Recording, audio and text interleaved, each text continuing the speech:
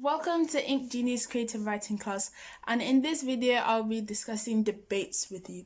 So first I'll go into debate planning.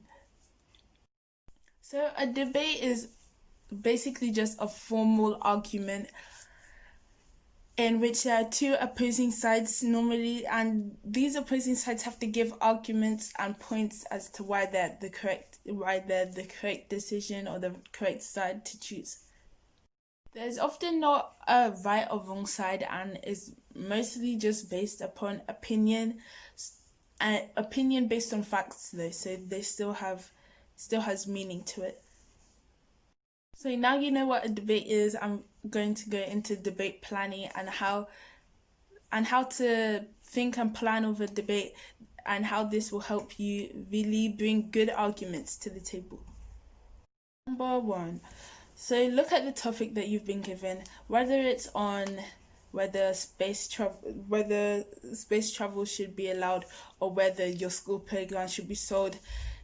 Just make sure you look at the topic given to you. What do you understand by this topic? What does it make you think of? Things like that. What questions does it cause you to ask? And also, what do you know about this topic already? 2. Note down your key points. So make 2 spider diagrams. I'll show you them now. And one of them will be for and one of them will be against. So put all of the ideas that you have for and for against. So say we were doing should your school playground be sold? 4 could be sold in order to get a new ICT suite. 4 could be that your school is lacking in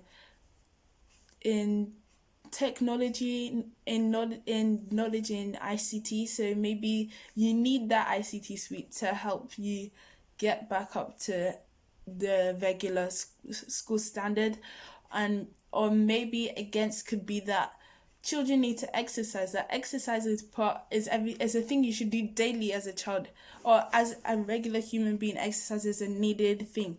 So by getting rid of your playground, you could be taking away from a necessary thing that a child needs, and you could be damaging their health. Mostly in debates, you should choose a side that you can make more points for.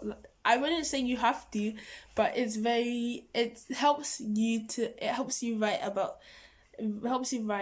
about it easier. So it will make more sense when you write about the side that you agree with.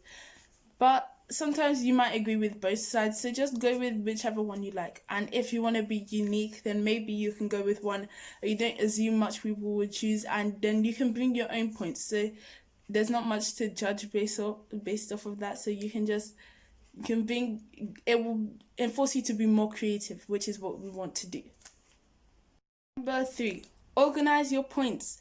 Read through everything that you've written and put them in and number them so that they make coherent sense, and so that they flow on from each other and follow a kind of pattern. And also, you don't need to add every bad and good point. Say you're for, you don't need to add every against point. Maybe you do 3-4 points and 1 against, but you don't have to use all of them. But as long as you use one of them, and then you still kind of give a flip side to that, make it seem like a positive thing in the end. Number 4, draw your conclusion. So after all of your points have been put in order and written, you need to write a conclusion. So this is where you note clearly what side you are for. So you say, I am for this, I am for, or I am against this, and then you give a summary of why. So maybe summary of your whole argument, or use your most compelling point and say, I am against this because, then give your most compelling point, just shortened detail like that. So I'll show you an example of a conclusion. I think that our school playground should not be sold, as there are many other ways to raise money, such as fundraisers, bake sales, and sponsored marathons. The playground is essential to our health as growing children, and we need to be able to get fresh air and exercise daily. So do you see how I gave points still in the conclusion, but I said why they mean something, why it means something to us, why we need that playground, and why the why not why we don't need the ICT suite, but just how we can do it differently. I gave another solution, another option. So you should be able to do that in your writing, to try and think of doing that in your writing, in your conclusion.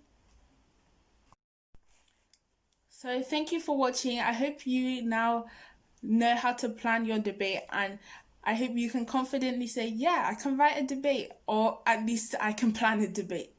Thank you for watching. Bye.